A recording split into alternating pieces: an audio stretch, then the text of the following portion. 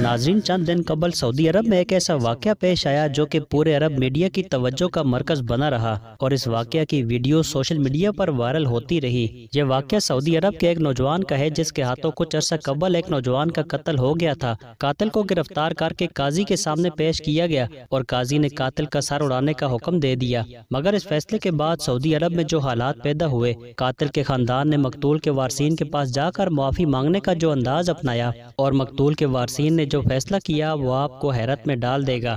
دراصل ہوا کچھ یوں کہ ایک نوجوان محمد بن مرسل سعودی عرب کے شہر نجران کے رہنے والے تھے۔ معمولی سی تلخی کے باعث ان کا اپنے کزن کے ساتھ جھگڑا ہوا اور ان کے ہاتھوں اس کا قتل ہو گیا۔ پولیس انہیں گرفتار کر کے لے گئی۔ کچھ عرصہ جیل میں گزارنے کے بعد جب انہیں عدالت میں پیش کیا گیا تو عدالت نے ان کا سر قلم کرنے کا حکم سنا دیا۔ البتہ اس فیصلے کے بعد مقتول کے ورثاء کے پاس دیت لینے یا فی سبیل اللہ معاف کرنے کا اختیار بھی تھا۔ محمد بن مرسل کے قبیلے آل رزق نے یہ فیصلہ کیا کہ مقتول کے قبیلہ آل سنیج کے سامنے معافی کی درخواست رکھی جائے، وہ چاہیں تو دیت لیں، وہ چاہیں تو معاف کر دیں۔ یہ معافی مانگنے کا جو انداز تھا یہ اتنا منفرد تھا، یہ اتنی عاجزی اور فریاد لیے تھا کہ پورے عرب میڈیا کا یہ موضوع بن گیا۔ محمد بن مرسل کے قبیلے کے چھوٹے بڑے بزرگ بچے سب مقتول کے دروازے پر پہنچ گئے۔ مقتول کے ورثاء کو بلایا گیا، ان کے سامنے قبیلے کے سرداروں نے اپنے لمبے جبے اتار کر مقتول کے ورثاء کے قدموں میں رکھے۔ عزت اور فخر سمجھی جانے والی چیزیں اور اشیاء مقتول کی چوکھٹ میں رکھ دی، اپنی چادروں سے اپنی ٹانگوں کو باندھ کر زمین پر لیٹ گئے